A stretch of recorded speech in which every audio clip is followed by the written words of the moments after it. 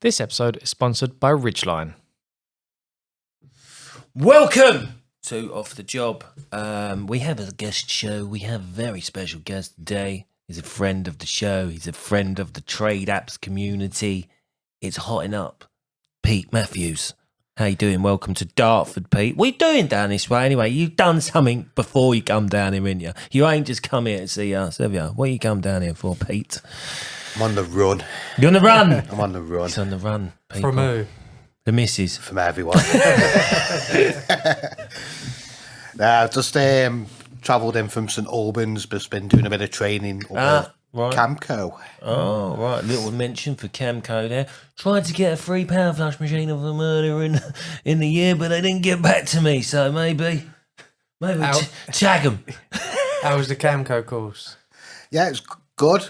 I went there for a little bits of nuggets information on markable flushing, which I picked up. So, yeah, look out for any tips on my socials. I'll go into a place he's got micro, I'll go, fuck that, I'm going to another job, mate. Cheers.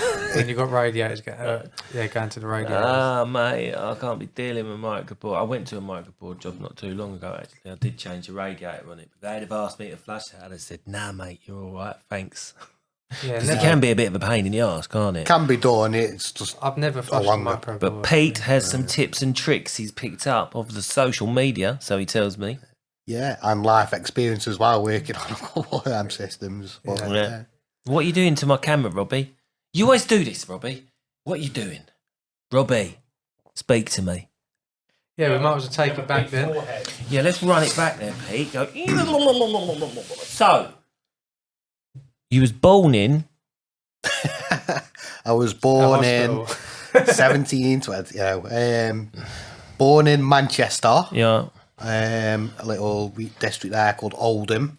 Oh, Oldham. I remember when they beat Arsenal in the FA Cup or a cup game. It was embarrassing for us because they was like a couple of leagues down. Always remember that. Yeah, the Owls. Yeah. They're called. So he's born in Oldham. He was from Oldham, yeah? And you went to school in Oldham as well. No. So my old man got a job in the Midlands, Stoke-on-Trent, for a big firm called Michelin Tyres. Okay, yeah. And I grew up around Stoke-on-Trent, so... And then from there, that's where I grew up. You grew up. You went to school. At school, right? So was there? Because we're going to get onto the fact that you're an army military man. You've been in the army for like most of your adult life, yes. But was that straight from school? So out of school, did you have the tendencies? Was there anyone in the family who was like in the army, military, or whatever, which influenced you into going into that, or was you direct to it from school? So not a lot of northerners, a lot of northern lads and that go into the army, didn't they? A lot of like you often would find you say that. it's more popular? The mate I was speaking about earlier is northern. Yeah, there's Would a you say lot it's more popular. I don't know. Is it because you're harder up north? That's what it is. But no, in a lot of instances, a lot of places up north, there's not always a lot of job opportunities as what there is down south. Do you know what I mean? Unless you're working on Stoke-on-Trent potteries. So in present day times, pot banks are closed down. You got the coal mines, steel. Yeah, that's what places. I mean. Like all the industries and all that up north and all that, yeah, they all shut down, didn't they? And a lot of people was out of work. Well, they went through it in like It was the a great- 80s and 90s, didn't they? It was kind of like it was a great opportunity for you to learn trades, for you to be, if you were quite in your shell as growing up and things like that, come out of your shell. Great pension opportunities, which when you're a young lad, you're like, pension, couldn't give two shits, like. But it was always marketed as that. You've got yearly wages, life experiences, adventure trainings. So did you do training and development? Did you literally leave school and go to the army? Pretty much I did, yeah. So I went to Army Cadets. That was like from the age of 13 onwards. Yeah. So I'd kind of like little bit outdoorsy and whatnot anyway growing up. So I like Army Cadets, and it was always like about the infantry and going and things like that. I used to have a mate of mine, he was in the Army Cadets at school, and we used to take the piss out of him. Right? Just because he's in the Army Cadets, and none of us done it, so it was different. Do you know what I mean? Yeah. None of us in the I went Air Cadets. Oh, did you? Yeah. It's when you're growing up, there's all them things, and there's like Yeah. scouts, air cadets, naval cadets, whatever they're called.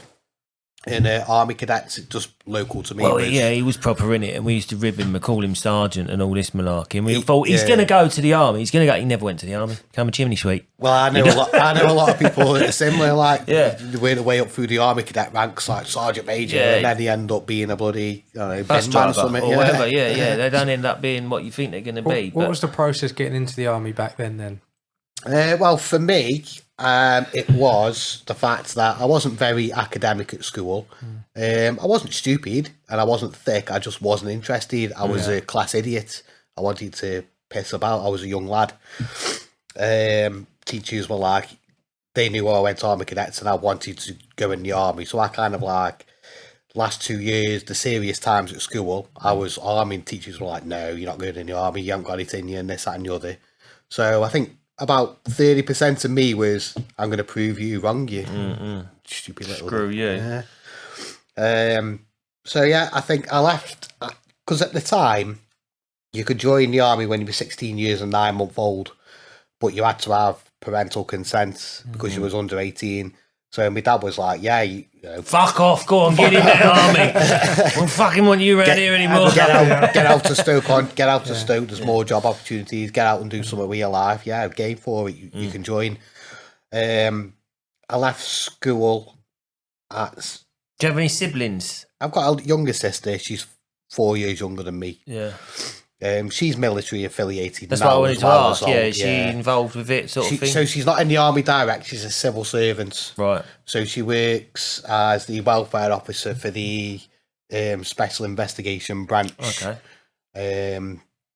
Somewhere down south, Tidworth. Yeah, and she's got accolades and commendations and all sorts for doing that side of the work, but she was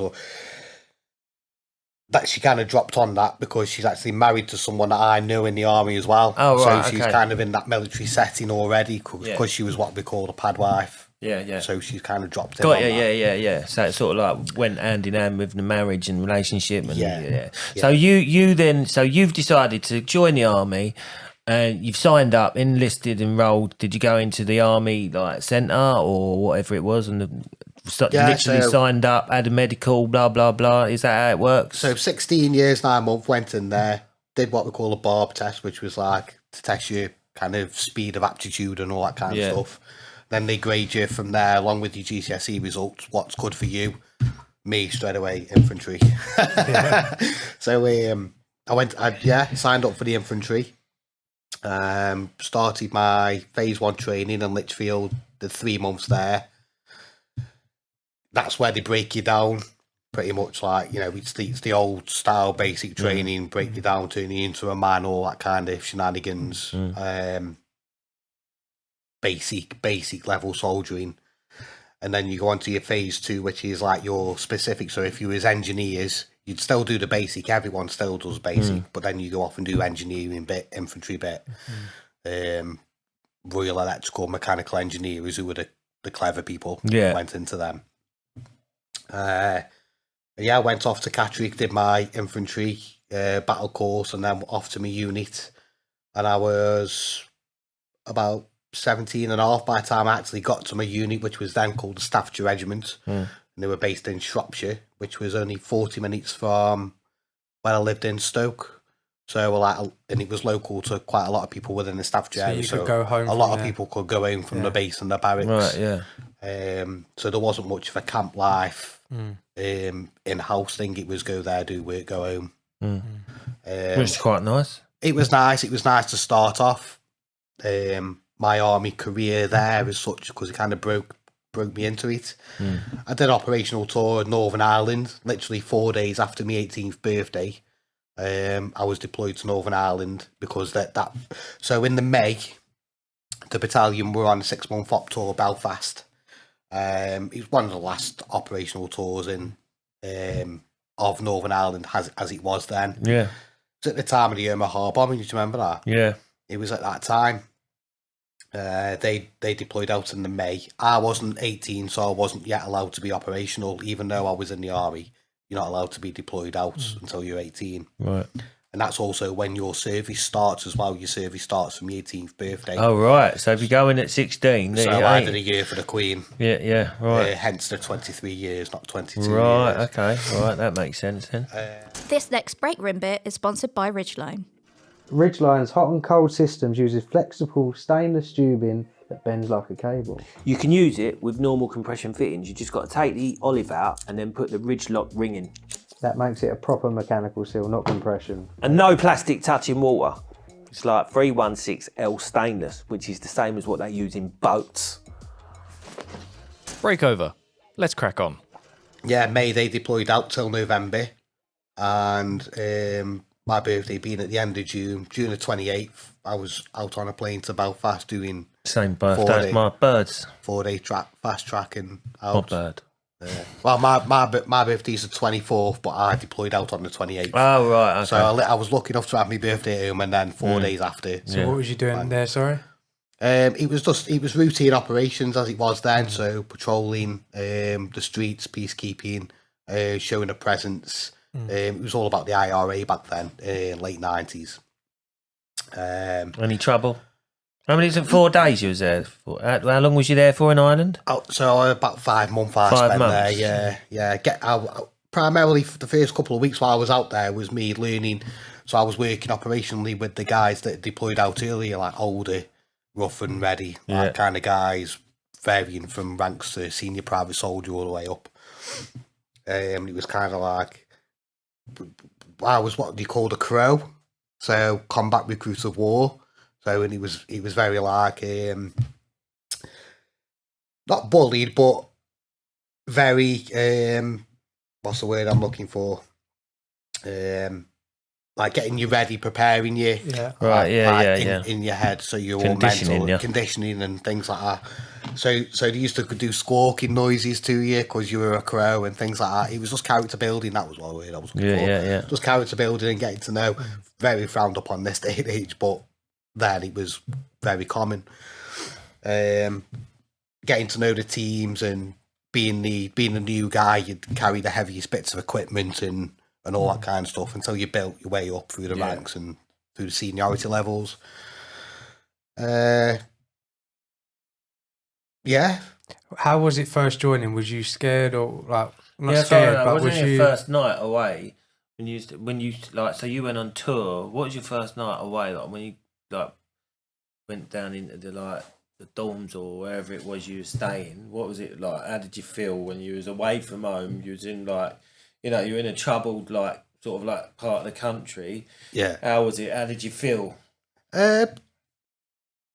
Did you feel vulnerable? It was a long time ago. I wouldn't say I didn't feel vulnerable, more apprehensive of what would happen because I knew of things that gone on, what they would class as bullying nowadays. Yeah. I knew these things went on.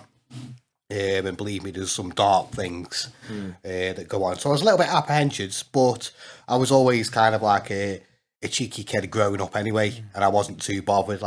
Some people would say, I was a bit of a gobshite fighting with older kids and older boys anyway. So I wasn't too bothered about that. It was more the I want people to like me as a person and get on and be part of that team. Yeah. So I kind of adapted quite well. Some people like the cheekiness. Some people give you a bit of a dig in the face for being cheeky back, but you quickly learned. Yeah. You know, you're kind of cheeky to senior privates or senior people in the rank. You're getting a smack around the in the nose, and then some of the best friends that I've got and have through my life, we've had fisticuffs before now. We've had little bits of things going on and issues. We've had fights with one another, and then we're best friends going forward. So that was kind of the mentality of soldiers. Did you say they used to do what dark things to new people coming in? Yeah. I'm very limited to what I'm allowed to say. Yeah. But yeah. Some stuff not nice. Some stuff very questionable. Some stuff still being investigated to this day and age now by special investigation branches, and because it's taken too far. Because it's taken too far. It has been taken too far. There's mental health issues come years down the line of this. little bit like the Jimmy Savile and Rolf Harris kind of things coming forward years later. Yeah. Similar sort of stuff. Oh right, I got you. So people saying, "Well, yeah, me too." Like, Yeah, people are coming out the shelves now. Yeah, because being in the army is a lot of experience, isn't there? Have you worked away a lot, like in another camp in another country or based in the UK? Yeah, so I've worked with many nations, many different cultures, friends. So we've got the Fijian communities, we've got the Caribbean communities, the Gurkhas, big one. That's India, isn't it? Is it like the Gurkhas in India? Yeah, India and China, like Asia, Yeah, coming across and things like that. We've worked with Norwegian soldiers, Canadian Americans, Ukrainians, most European countries. We all have worked with them at some point. So was you posted out to a lot of these countries? Not quite posted, but kind of like on an operation. They will be in the same place as you. So, like in Iraq, for example, there was Canadians there, there was Americans there, and there's like what we call big FOBs, so forward advanced bases, and that's like the big. So, do you remember when Afghan was quite common? It was Camp Bastion. Yeah. Well, there was all nations there. Yeah. And then you'd have your forward patrol bases. Got it, yeah. So how many times, where was you posted? Whereabouts in the country have you been posted? In the country, in the world have you been posted? Yeah. Have you gone to anywhere sort of serious things happening or? Well, Iraq and Afghanistan are probably the two main things that I dealt with. I did 2 tours of Iraq, 2 tours of Afghanistan. What was better? Although they're the same region, they were both very, very different kinds of fighting style. Iraq, I would say, is more of an insurgency kind of cowardly enemy tactics. Right. So IEDs, mortar attacks, nothing really face to face. Yeah. They all know racist things, but they all look the same. So it's very hard to identify people. They blend in very well. Yeah. You kind of like, you've got to have your wits about you all the time. Was you in the infantry out there? I was in the infantry out there, yeah. So I was always in the infantry, but some of the postings that I had going through the rank would be like attached to different units on different roles as well. So like, what did it look like for you then, being out in Iraq? Well, I had a small team to command. I had my own vehicle, armoured infantry vehicle, and it was very much in charge of guys in the back of the vehicle as well as me driver and me gunner, and then other vehicles around you. But not only other vehicles around you, you'd have the responsibility of military police attached to you, medics, certain other things as well. And these little contingencies, they'd be called multiples. So you'd all come together as one small little force and be a multiple, and you'd have your tasks that way. So we'd go off and do multiple taskings, and it could be anything from the biggest one of note for me is what op times, where we went and rescued 2 SAS soldiers that were captured in Iraqi police station, and there was vehicles busting through walls, and shootings and mortars and killings going on, and IEDs daisy chain going off everywhere. Yeah. And casualties to deal with as well. So it was. So you see a lot then? Yeah, that was just one. Like Afghanistan, there was different things, but yeah, that was just one day. Was there any close calls? Yeah, I've had my helmet blew off my head a few times. I've been IED'd a few times myself. Every day in Iraq when we was in the Shat Al Arab hotel. Well, throughout the Sounds whole very tour. exotic. The Shat Al Arab Hotel. It wasn't the hotel at that time. It was what we used as a base. But it was like, so we lived in tents. Room service. When there's mortar attacks coming into tents. Yeah.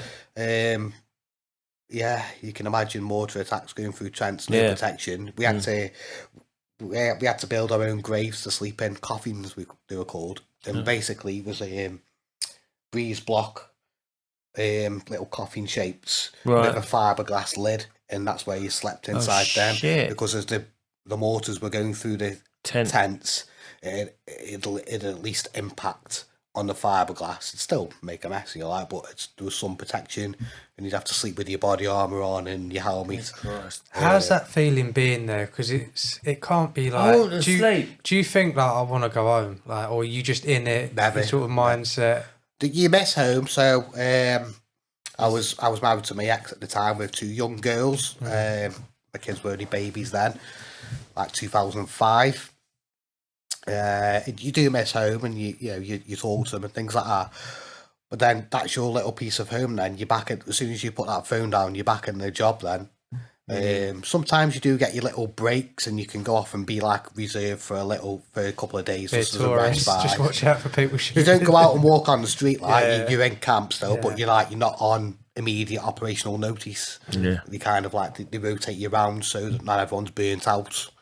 But yeah, literally, when you're not doing that, you're doing what you do. Yes, I don't know. Like you gotta be of a certain mindset, ain't you, to be able to be in the forces, to be away from home, like your family and stuff like that. You gotta have a different mindset, and you gotta be able to switch off, ain't you? Like mentally, you've got to be able to switch off. It's not for everyone. I've seen people come in and they'll do the minimum, like 3. Once they've signed, they've got to do 3 years.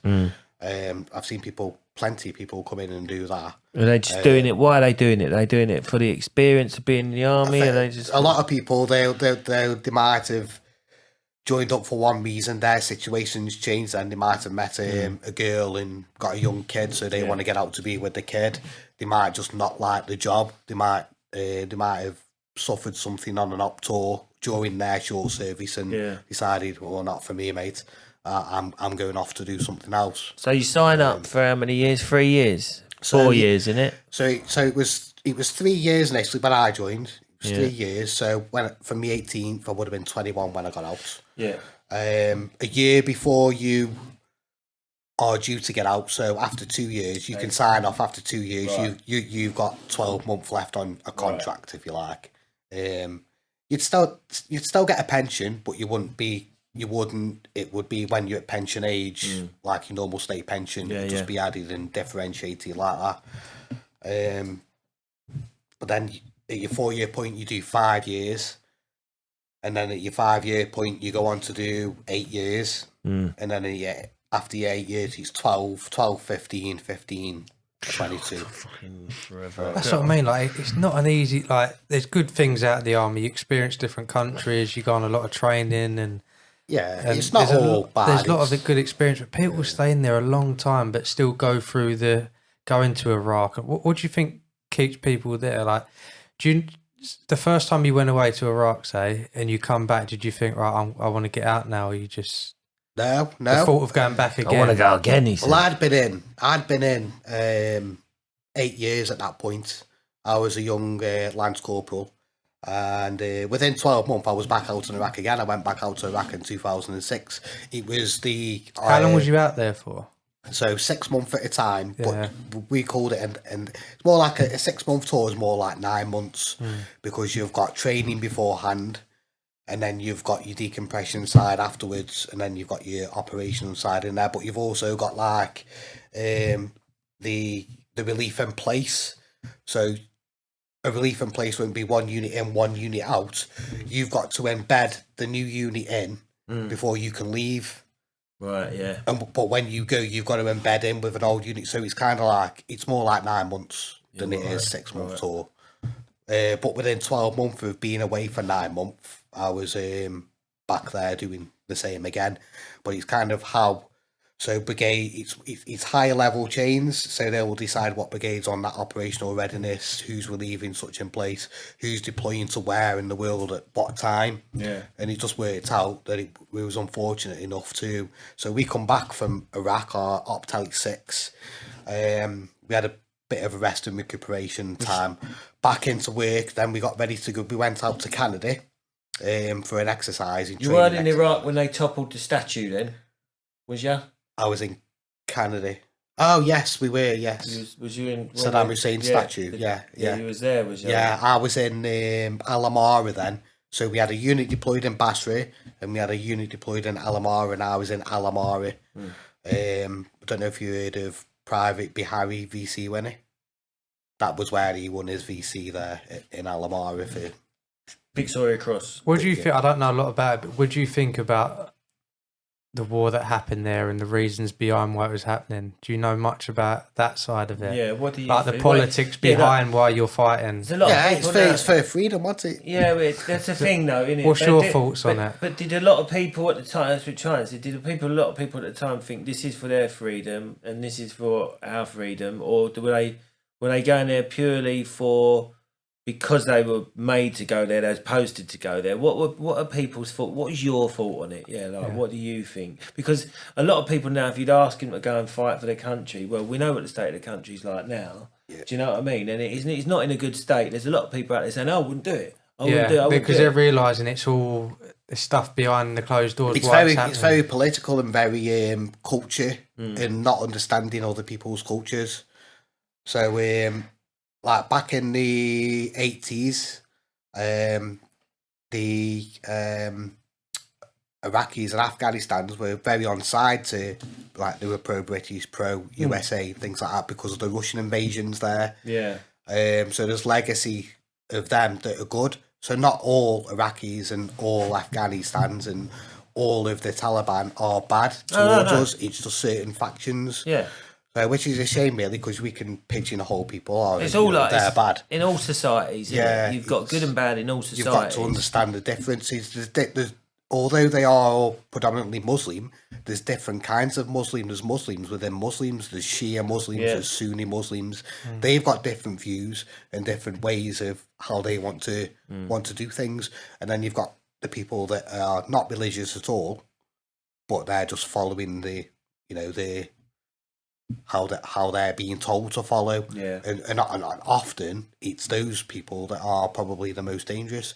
But some of the enemies that we were fighting in Afghanistan were people that were coerced by the bad people. So the Taliban would take children and wives hostage and say to the husband, if you don't attack those British troops over there, we're going to kill your family. Right, yeah. So what we're thinking sometimes we're shooting Taliban, we're not actually directly shooting the Taliban. How close does it get? But, close.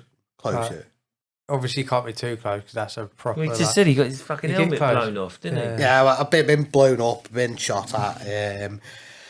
Did you take one? Look, I've never looked anyone in the eyes and killed him. Put it that way. Have you taken a bullet, like in a body armor or anything? I've been blown up by an ID and had my helmet blown off and things like that. Never directly been shot. Been shot at. Yeah. And I've been close and had near misses. Been mortared God knows how many times and blown up God knows how many times. Even in a helicopter crash, but never. What happened with a helicopter crash? So it was. I think I remember you mentioned this before, but I don't know the actual full details of it. So we had the what we call Sea Kings, and they were designed for different altitudes of aeronauticals. So in the low pressure in Iraq, they weren't that good at flying anyway. But we patrol out in them. They got taken out of Iraq and Afghanistan because they weren't fit for purpose. They got replaced by other vehicles. Got replaced by the Puma.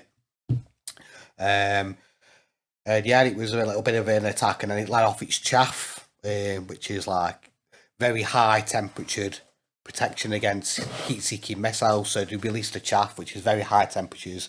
The heat-seeking missiles would lock onto the chaff because it's higher temperature than the Sea King. And there was just failures, and I would say it was a crash. It was more of a crash landing. He kind of like didn't, but it was quite hairy. Like we were going down at the velocity where my chin strap was done up on my helmet, and it was lifted off my head. Yeah. Kind of. Did you think this is it? I'm going to die. Scary moment. Did you think you're going to die? At the time, yeah. But when we landed, we was all like, yes, that was it. But I think that was adrenaline. It was all like, yeah, that was wicked, remember when we did that? And even now, looking back, I think, it was pretty cool. But then we was just lucky. Same again when you get shot at and when you get blown up. Whoa, that was close. Pew, like bits of brick dust coming off the back, and you're like, whoa, that was close. And then you start laughing at each other. Yeah. And then you're like, right, okay, then I'm going to move position now because they've locked onto his ear. So it's kind of like adrenaline, but then years later down the line, you can laugh at it. I do anyway. I do with some of the people that I do and laugh at the times that we had. Yeah. Some people kind of like, I think it's a person that you are. Some people will. Have you? Some people will play on it because they want to jump on the mental health bandwagon, and some people really won't play on it and they will be affected by it. It's the type of person. I was going to mention that actually. Yeah. Have you been affected by it, like mental health, like, or obviously anything? you can have good experience, but then there's a lot of mental health coming out of it, isn't there? Yeah. Some things I do, and I was laughing at the last podcast that you did actually with the builder guys. Like, you'll get really mad at superficial things, but then things that are dead serious you can laugh about. And I was laughing because sometimes that's me. I'm like that. Yeah. And I think I always have been, but the army kind of like made me be like that even more. Right.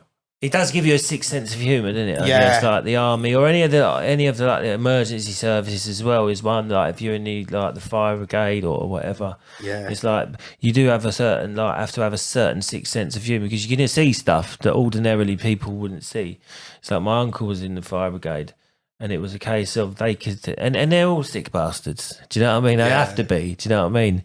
And there was a case of there's a motorbike accident, and they could see that this copper was a bit green around the gills, and he's gone.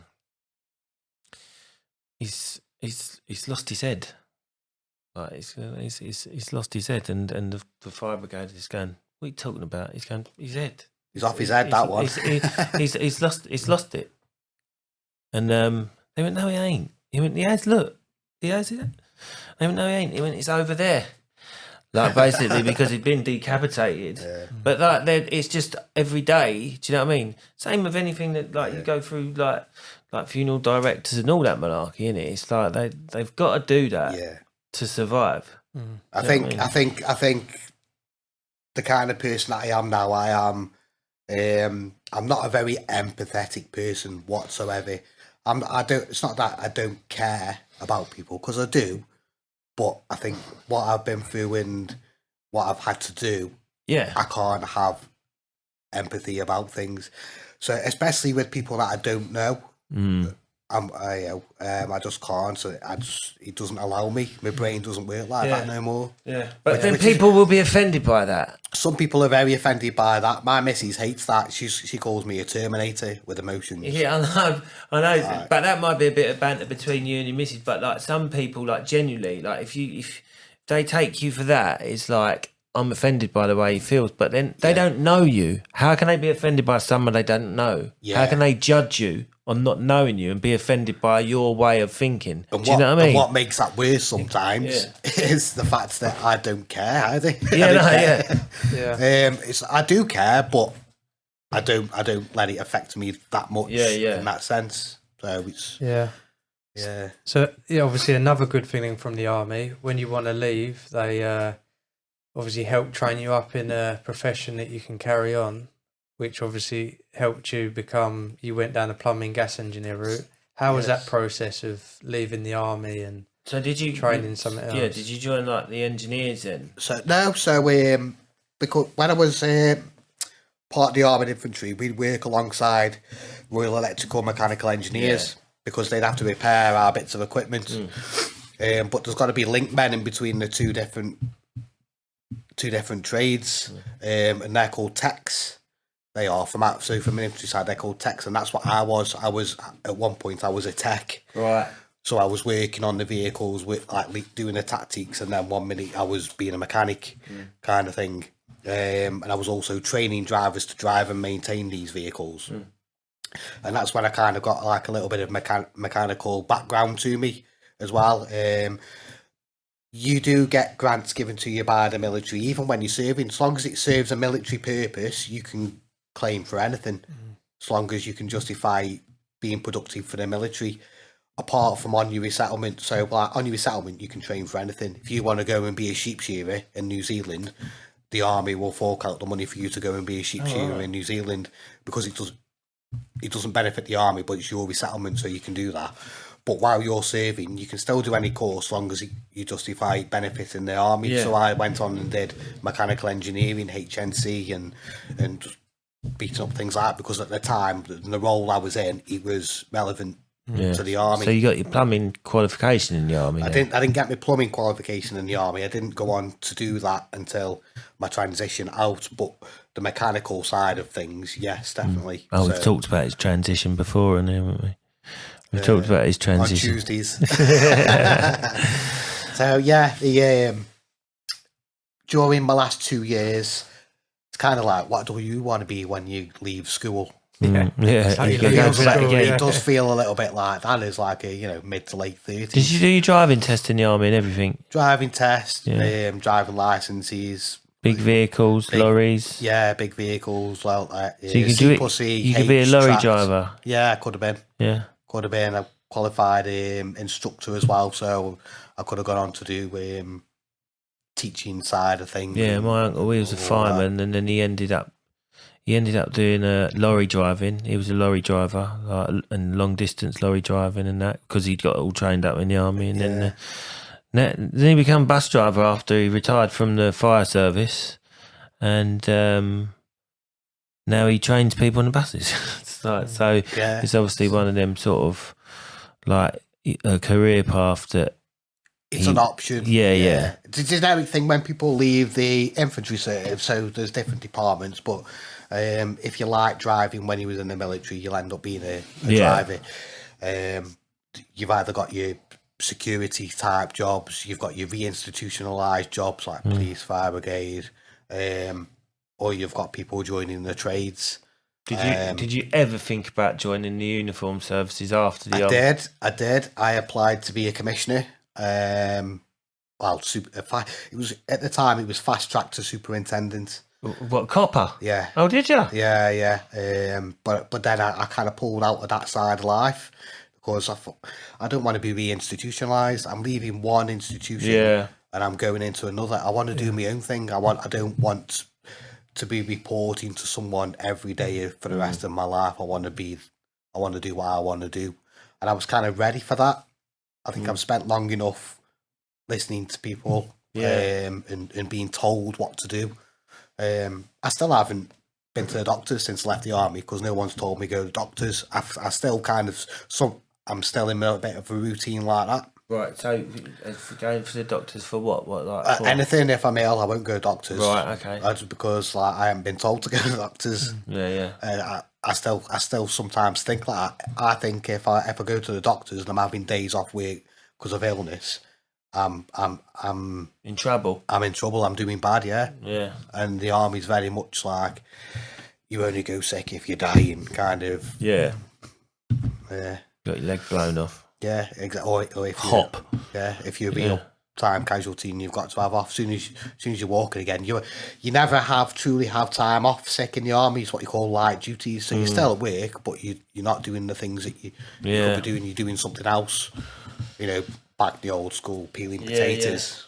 Peeling you're still doing something. Yeah, it's always gone that is with the army, isn't it? Peeling potatoes. How many potatoes did you peel in one night once? Did you ever do it? No. I think that's more of a. Is that an urban myth? It's not an urban myth, no. My granddad will tell you about that during national service. I think that's more of a national service type thing. Right. Now, I think light duties you're probably classed as area cleaning up certain parts of the barracks, and helping, like doing like rough tasks and things like that, polishing brassware and all that kind of stuff.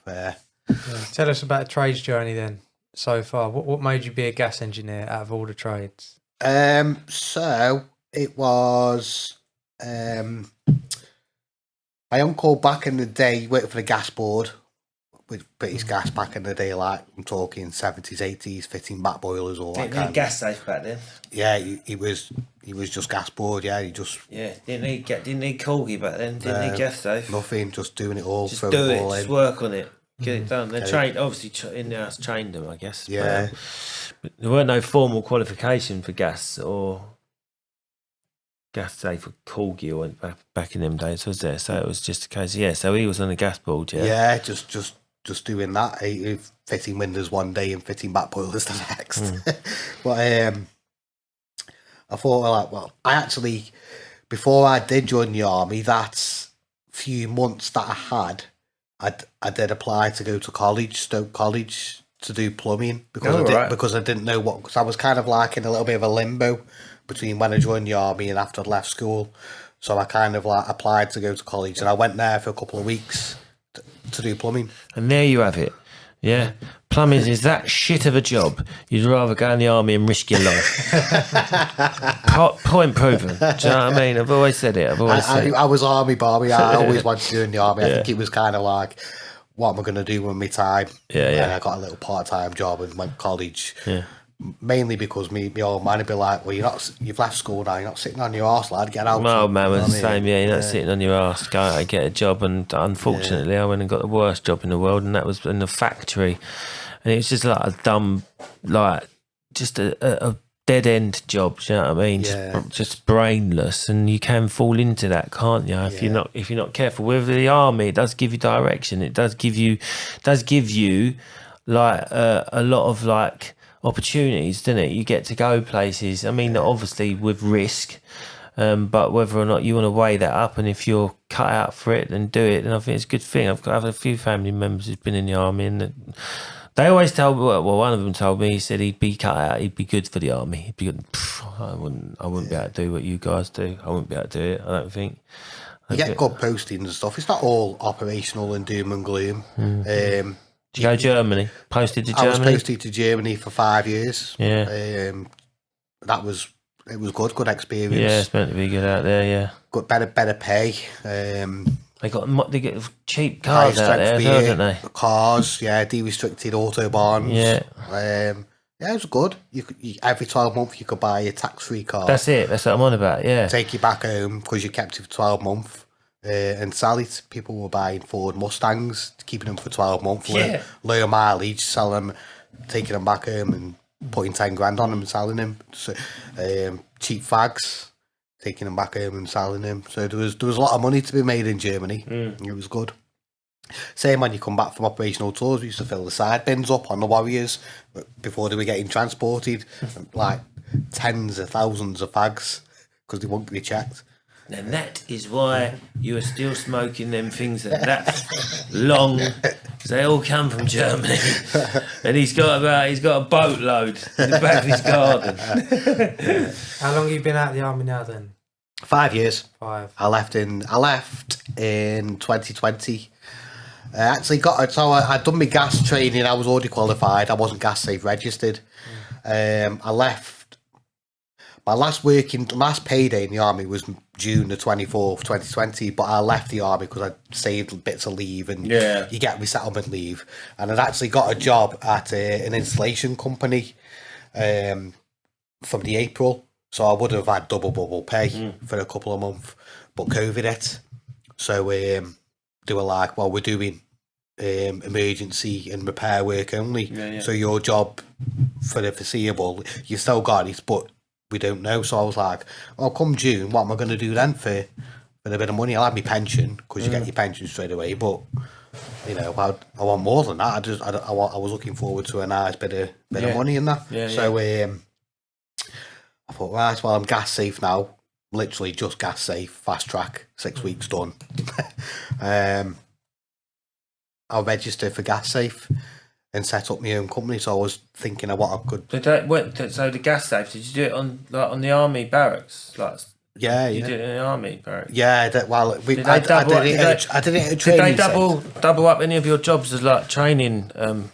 No. So because it was resettlement, I had my leave and whatnot. They sent me away. Put me up in a hotel, had me food for a couple of weeks, did my training course. Did my portfolio build as well, which was another few weeks on top of the 6 weeks training and an ACS. So when I come back from that training course, they allow you enough time to be able to do that.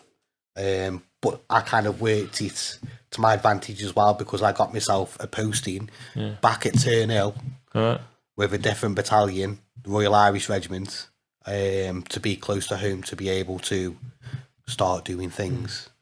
And I was at a rank and on the posting where I was turn up at the barracks, show me face around camp, and then see you later. I'm off doing my own thing now, like little responsibility, but still the same pay and everything. I thought they might have you like doing the training at the barracks, like the gas safe training, like where you'd have like mock jobs and that, and that could also, your jobs could also pass over as field training as well, where you blown the place up. I've actually, so when I was part of the FSG group, I spent a couple of weeks at the Officer Training Academy at Shrivenham, and we were learning how to make bombs and IEDs and putting things to test, because to know how they all operate, all these bombs and homing missiles and javelins and all that, you've kind of got to know how, like, the basic dynamics of how they work and how they're designed.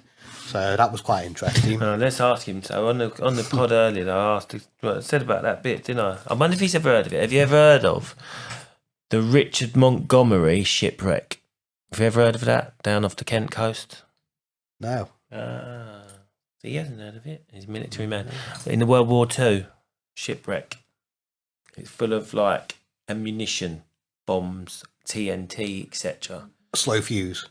I ain't got a clue on the actual like engineerings of it, but it was like it. Slow, yeah. It was an American warship, and it hit a sand dune, and the UK government have never cleared it. So there's all these like unexploded bombs in the coast of the Thames. But we won't go into it now. I've not heard of that one, but I know what you mean. Yeah. There's plenty of them out in Iraq and stuff as well. Yeah. So So you done the gas? Did you go straight work for yourself?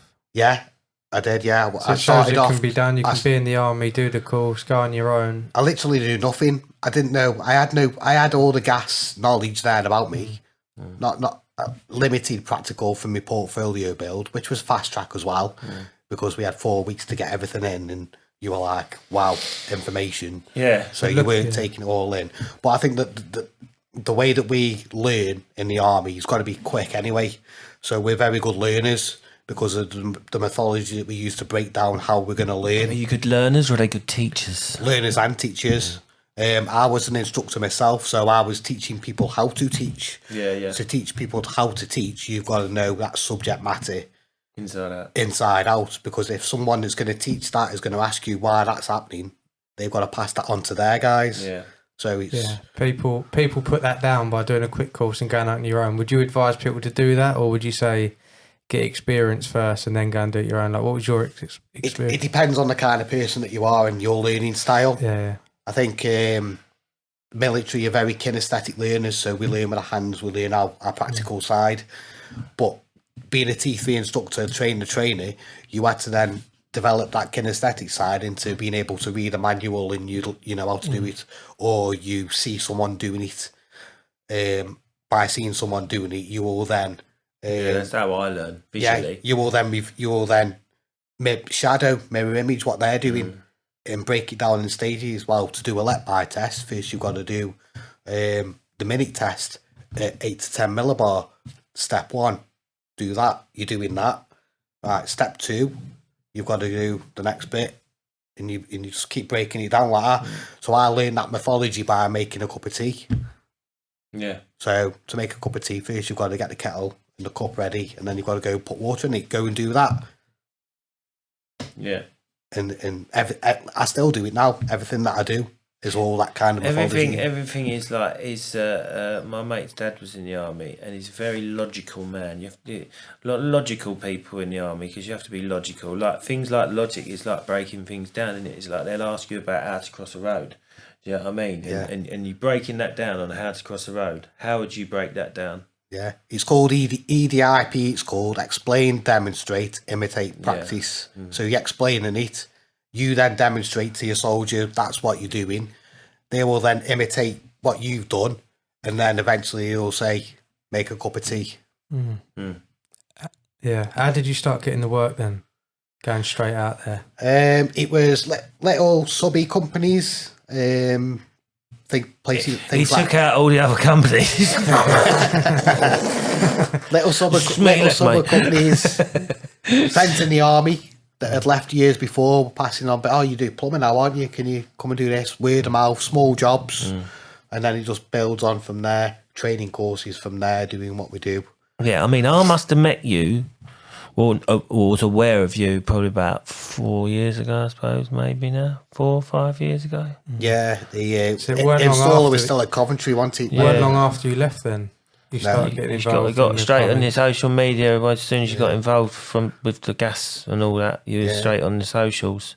It's a way of advertising, or was it?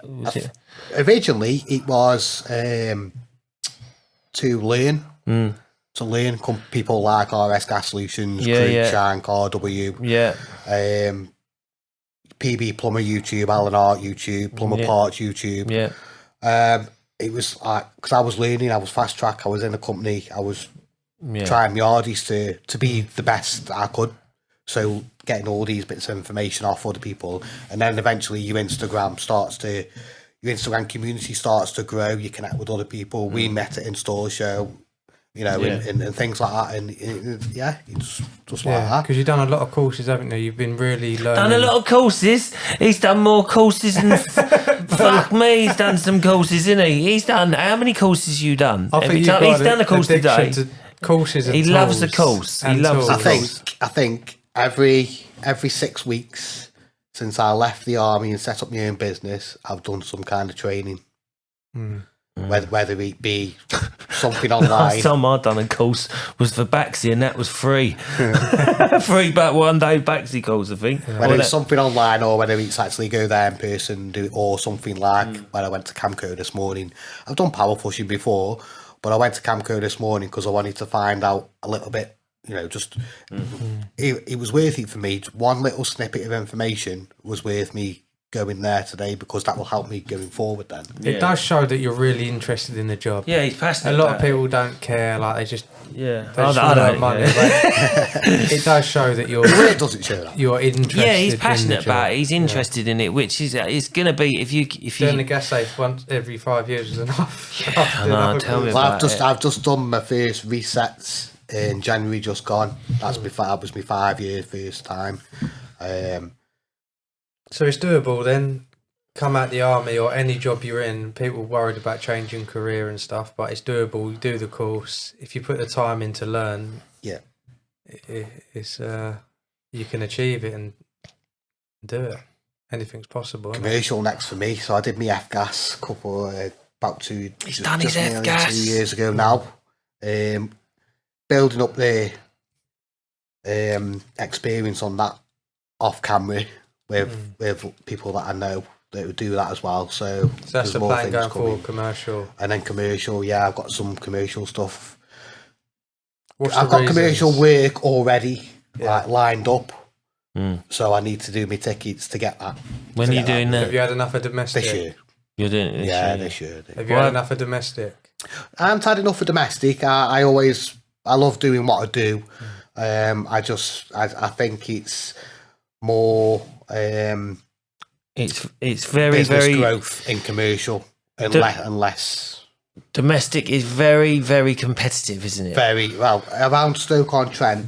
I was speaking to my Baxi rep a few weeks ago, and he said there's 500 gas safe registered plumbers, heating engineers around the Stoke-on-Trent area. And we've only got 500 places with gas appliances. It's a lot, isn't it? Hey, you've only got 500 places in Stoke-on-Trent with gas appliances, isn't you? The rest of it's on coal, isn't it? Best fireplaces up north. Yeah. There's a lot of gas engineers. Yeah, it's very competitive. Very competitive. Constantly like getting asked to lower my price, which I don't. My work comes from word of mouth, and I'll sell my work. So not only do you have to be good at what you do, you've got to be a good salesman. You've got to be a good businessman. You've got to have like an half decent business mind. I think it's good, because a lot of people come into a trade, they just take anything, do it for cheap, just to take the work. But you're not going wrong. Salesman. Don't really sell myself. When I said I've done something at least every few weeks, like I've done business training course and all sorts. I've literally tried to cover my base at every possible angle and on growth as well. So the next thing that's coming is going to be like trying to get like a little bit of a facilities side going in, hence me doing my F-gas and hence me doing my commercial. Are you LPG as well? No, I have worked on LPG, but are you going to get LPG? I don't know if I want to do LPG. There's not much call for it down the path that I want to do. Where I want to go is I'll be taking LPG off places and putting air conditioning in. Oh, right, okay. I might get LPG. I had it. I might get it, the LPG. Didn't You I? had it? Yeah. You had LPG? I was a top engineer, bro. I've got people that I go in and Well, plumb giving it out the. for free? I only done like one LPG job.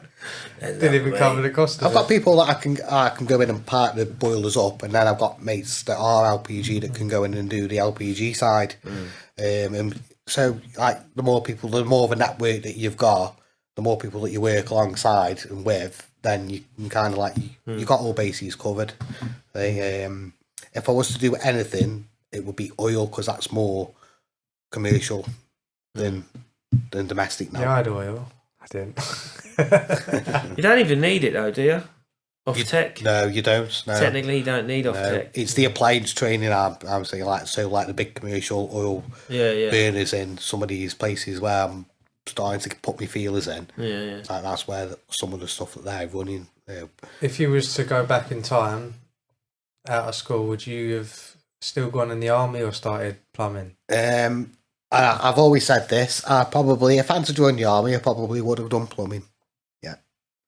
No, what, out of the two? You I would have stuck to, if I wasn't such mindset at that young age, joining the army, it would have been You'd my have rather plan gone B, plumbing, yeah. which would Yeah, have so been if they plumbing. given an option, do you want to go in the army or be in plumbing? You'd have put all your thought process into plumbing and training and getting that straight away. Yeah.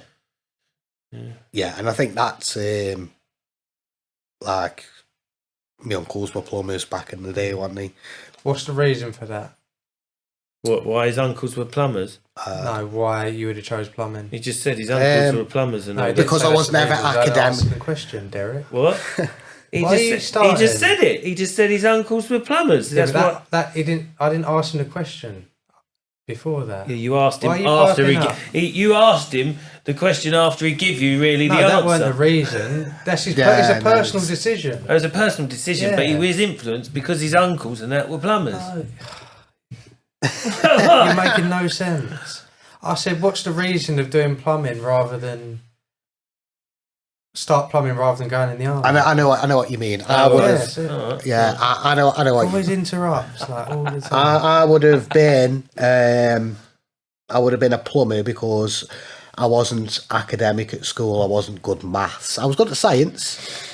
I wasn't good at maths. I didn't I like. know that, like, yeah, not saying you choose plumbing over being an accountant, but why would you have not gone in the army and done plumbing? Do you know, I've never.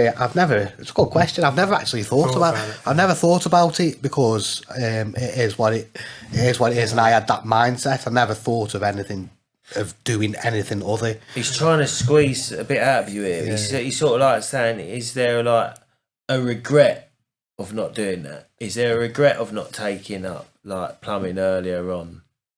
And going The only regret is the fact that I've come into a trade a little bit later, more like towards middle age, and I've had to learn a lot in a short space of time.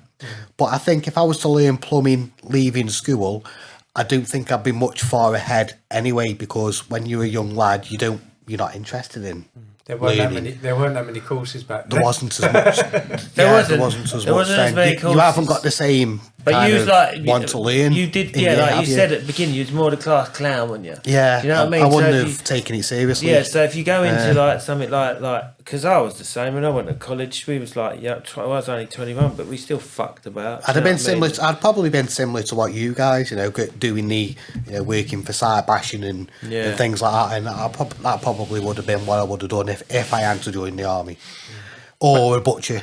But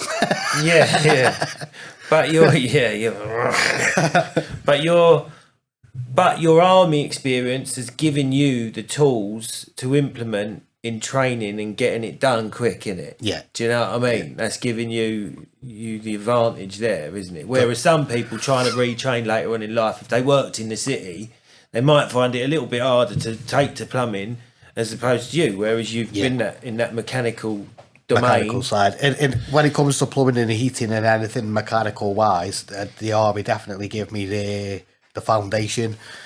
The saying is, once an engineer, always an engineer. So with mechanical engineering. And his uncles were plumbers. Engineering. That's the reason. One of the design principles of engineering is suck, squeeze, bang, blow. What does a boiler do? Suck, squeeze, bang. That's you talking about Sucks a boiler air or a in. woman? Sucks air in through the flue. I've been known to call some women a boiler every now and then, an old boiler. It's a heat engine, isn't it? Yeah, heat engine. You got a lot of her. Yeah, they are quite But heat. Women are quite heat. If a engines, boiler aren't had a drive shaft, it'd be able to move. they? Is this sexist now? Am I going down? Is Abby going to cut us here when you saying that?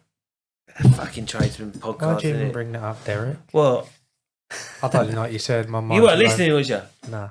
Suck, squeeze, bang, blow. He said, "What is a boiler? Suck, squeeze, bang, blow." And I went, "Yeah, sounds It's a woman. It's funny how you It's a woman. sounds like Abigail's my name. sounds out. like my ex." Next time I misses that, I'm just going to remind you what your principle is.